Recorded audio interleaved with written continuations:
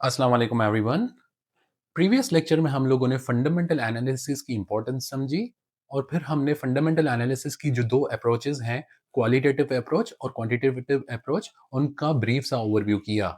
आज के इस लेक्चर में हम लोग क्वालिटेटिव अप्रोच का जो फर्स्ट स्टेप है, understanding of a companies business model, उसको इन डिटेल डिस्कस करेंगे। ये स्टेप काफ़ी ज़्यादा इंपॉर्टेंट है क्योंकि मैंने अपने पर्सनल एक्सपीरियंस में भी सिर्फ इसी स्टेप को यूज़ करके काफ़ी high potential companies attractive prices पे ना सिर्फ आइडेंटिफाई की, बल्कि उनमें इन्वेस्ट करके मैंने अच्छे गेन्स भी हासिल किए हैं। उनमें से एक कंपनी है Pakistan international bulk terminal limited. तो आज मैं आप लोगों के साथ यही एक्सपीरियंस शेयर करने जा रहा हूँ ताकि आप लोगों को कन्विक्शन आ जाए कि किस तरह सिर्फ एक कंपनी के बिजनेस मॉडल को समझने से आगे की सारी चीज़ें ना सिर्फ सिंपल हो जाती हैं बल्कि वो स्ट्रीमलाइन भी हो जाती हैं। तो अगर मैं Pakistan international bulk terminal limited PIBTL की बात करूं तो उसका बिजनेस मॉडल कुछ इस तरह से है कि ये कंपनी कोल और सीमेंट की एक्सपोर्ट्स और इंपोर्ट्स को हैंडल कर रही होती है कराची पोर्ट पे। मतलब जो कोल बाहर से आता है पाकिस्तान में इंपोर्ट होके, और इसी तरह जो सीमेंट पाकिस्तान से बन के बाहर जाता है, उनकी स्टोरेज और हैंडलिंग और लोडिंग और अनलोडिंग कर रही होती है शिप्स में। इसके कस्टमर्स कौन से हैं? मेजर कस्टमर्स इसके हैं सीमेंट के प्लांट्स। क्यों? क्योंकि जो सीमेंट के प्लांट्स हैं वहाँ कोल बहुत ज़्यादा यूज़ होता है as a raw material. As a raw material मतलब जिस तरह टेक्सटाइल की बात करें तो cotton as a raw material use होता है। तो इसी तरह सीमेंट्स में कोल जो है वो as a raw material use होता है और इसके अलावा फ्यूल भी यूज़ होता है। और इसका जो दूसरे मेजर कस्टमर्स हैं वो है पावर प्लांट्स, जो कि कोल पे चल रहे होते हैं। तो चलें अब इस कंपनी की स्टोरी को समझते हैं। तो जब से ये कंपनी बनी तब से इसका बिज़नेस नॉर्मली चलता रहा। लेकिन फिर क्या हुआ कि जैसे ही इमरान खान की गवर्नमेंट आई, तो आपको याद हो इमरान खान ने नया पाकिस्तान हाउसिंग स्कीम लॉन्च की और उसके साथ साथ एक एमनेस्टी भी लॉन्च की। इस एमनेस्टी की वजह से पाकिस्तान में कंस्ट्रक्शन सेक्टर में एक ठीक ठाक बूम आया। तो आपको पता है जैसे ही कंस्ट्रक्शन सेक्टर में बूम आता है तो सबसे पहले जो डिमांड बढ़ती है वो बढ़ती है सीमेंट्स की। अब जैसे ही सीमेंट्स की डिमांड बढ़ी तो कोल की डिमांड भी बढ़ गई। कोल की क्यों बढ़ी? क्योंकि कोल मैंने आपको बताया कि वो एज़ अ रॉ मटेरियल मतलब सीमेंट इटसेल्फ बनने में काम आता है। तो हमारे पास जो सीमेंट की कंपनीज़ हैं उनके पास ऑप्शंस क्या-क्या हैं? तो 3 तरह के कोल्स होते हैं जो कि हमारी सीमेंट की कंपनीज़ यूज़ करती हैं। एक कोल होता है जो इम्पोर्ट होके आता है जिसे बोलते हैं रिचर्ड बे कोल, जो कि PIBTL हैंडल करती है। इसके अलावा जो ऑप्शन से होते हैं वो आपको पता है, एक है लोकल कोल जो कि थर से आता है और एक है अफ़गान कोल। अच्छा, मज़े वाली बात ये है कि उसी सेम वक़्त में सीपेक के भी प्रोजेक्ट्स चल रहे थे और जो सीपेक के कोल फायर्ड पावर प्लांट्स थे वो भी एनर्जाइज़ होने वाले थे। और वो इस तरह से डिज़ाइन्ड हैं कि वो सिर्फ़ और सिर्फ़ जो इम्पोर्टेड कोल है उसी पे ही चल सकते हैं। एक तरफ सीमेंट की डिमांड की वज़ह से कोल की डिमांड बढ़ी और दूसरा सीपेक के पावर प्लांट्स की वज़ह से भी कोल की डिमांड बढ़ गई। तो ये ऐसा वक़्त था जो कि PIBTL के लिए काफ़ी अच्छा साबित हुआ। लेकिन अनफॉर्च्यूनेटली ये PIBTL का अच्छा वक़्त ज़्यादा देर तक नहीं चल पाया, क्योंकि उसी के कुछ ही अरसे बाद 2 ऐसे वाक़यात हो गए जिनकी वजह से इनके बिज़नेस पे ठीक-ठाक हिट पड़ी। जो पहला इम्पोर्टेंट फैक्टर था वो था रशिया और यूक्रेन वॉर। आपको याद हो कि जैसे ही ये वॉर पड़ी तो कोल समेत ऑयल और जितनी भी कमोडिटीज़ हैं उन सब की प्राइसेस स्काई रॉकेट हो गई। यही इम्पैक्ट कोल पे भी आया। जो कोल $120-150 पे चल रहा था उसकी प्राइस $400 तक जाके पहुंच गई। ये तो हो गया एक्सटर्नल फैक्टर। लेकिन उसी कुछ ही टाइम बाद फिर हमारे जो मुल्क के हालात हैं वो भी बिगड़ने लगे।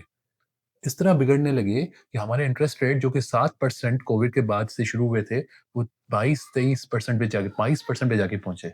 अब जब इतनी ज़्यादा इंटरेस्ट रेट बढ़ जाए ना, तो फिर बैंक की फाइनेंसिंग मिलना मुश्किल हो जाती है और फिर आपकी कंस्ट्रक्शन और जितनी भी इकोनॉमी है वो बैठ जाती है। तो पाकिस्तान के साथ भी यही हुआ और फिर आपको याद हो हम लोग आहिस्ता-आहिस्ता डिफ़ॉल्ट की तरफ जा रहे थे, तो हमारी जो डॉलर की पैरिटी थी, मतलब $1 जाके हमारे पास ₹300 पे जाके पहुँच गया। अब इन दोनों इम्पैक्ट्स की वजह से PIBTL के बिज़नेस पे ठीक-ठाक हिट पड़ी, क्योंकि एक तरफ तो लोकल डिमांड सीमेंट की कम हो गई जिसकी वजह से कोल की यूसेज कम हो गई और ऑन द अदर हैंड कोल की कॉस्ट इतनी बढ़ गई कि कुछ ही कंपनीज थी जो कि प्रोक्योर कर रही थी, जो कि कराची या साउथ में वाक़ हैं।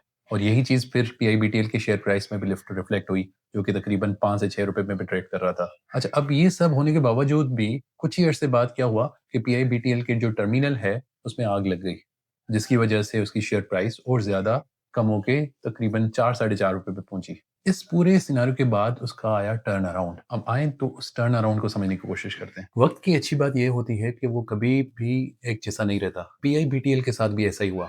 तो उनका पॉजिटिव टर्न अराउंड इस वजह से आया कि जब नया पाकिस्तान स्कीम की वजह से सीमेंट की डिमांड बढ़ी और कंस्ट्रक्शन में बूस्ट आया, तो सीमेंट प्लेयर्स ने क्या किया कि उस डिमांड को मीट करने के लिए अपनी प्रोडक्शन कैपेसिटीज़ भी बढ़ा दी।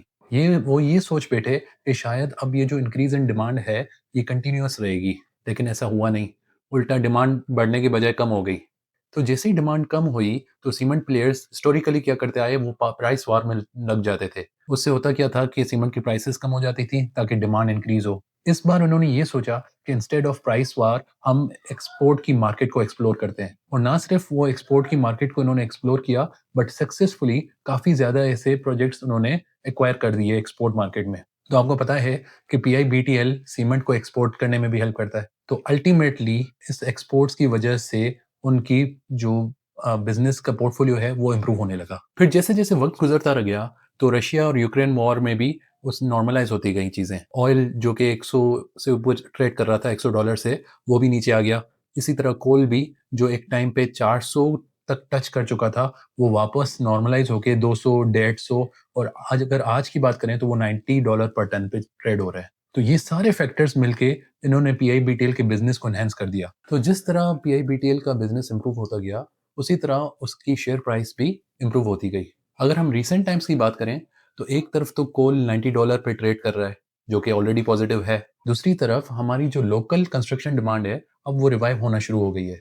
तो जब कंस्ट्रक्शन रिवाइव हो रही है, तो सीमेंट की डिमांड बढ़ गई है। अब सीमेंट में मैंने आपको बताया था कि कोल जो है as a raw material use होता है, तो कोल की भी डिमांड बढ़ गई। और ऊपर से ये हो गया है कि अफ़गान बॉर्डर भी बंद है, तो अब जो डिमांड है वो थर्कोल और इम्पोर्टेड कोल से मीट हो रही है, जो कि फेवरेबल भी है। ऊपर से अगर हम बात करें तो रिकोडिक प्रोजेक्ट, उसमें भी पीआईबीटीएल को ही ज़्यादातर चांसेस हैं। जो भी एक्सपोर्ट्स होंगे कॉपर के और गोल्ड के, वो पीआईबीटीएल के थ्रू हैंडल होंगे। तो ये भी एक गेम चेंजर है पीआईबीटीएल के लिए। तो ये सारे फैक्टर्स मिलके ना इस कंपनी को अब टर्न अराउंड पे ले आए हैं। जो शेयर प्राइस, जो कंपनी 4 से 5 रुपए के शेयर प्राइस पे ट्रेड कर रही थी कुछ ही अर्सा पहले, आज वही कंपनी 15 रुपए पे ट्रेड कर रही है। तो अब मुझे खुद बताएं, मैंने कोई भी फाइनेंशियल टर्म यूज़ किया, सिर्फ एक स्टोरी, एक बिजनेस मॉडल को समझ के मैंने इनमें इन्वेस्ट किया था सही टाइम पे। और ये सारी इन्वेस्टमेंट की जर्नी मैंने एक्स पे भी रखी हुई है। अगर आपको रेफरेंस चाहिए, आप वहाँ से देख सकते हैं। हमारे पास इन्वेस्टर्स गलती क्या करते हैं कि वो डायरेक्टली जंप इन करते हैं फाइनेंशियल स्टेटमेंट्स या क्वांटिटेटिव एनालिसिस की तरफ, और ये एक इंपॉर्टेंट एक्सपेक्ट जो है क्वालिटेटिव एनालिसिस का या बिजनेस डायनामिक समझने का, उसको वो एक्सक्लूड कर देते हैं या इग्नोर कर देते हैं। तो मुझे उम्मीद है कि आपको ये लेक्चर ठीक से समझ आया होगा, और आपको जो बिजनेस की डायनामिक्स हैं या जो कंपनी का बिजनेस मॉडल है, उसकी सीखने की इंपॉर्टेंस पता लगी होगी। तो अब अगले लेक्चर में हम लोग आएंगे अपने फाइनेंशियल और क्वांटिटेटिव एनालिसिस पे। अगर आपको कोई भी ऐसा सवाल हो, तो आप मुझसे पूछ सकते हैं, एक्स पे भी और यूट्यूब पे भी। Thank you so much.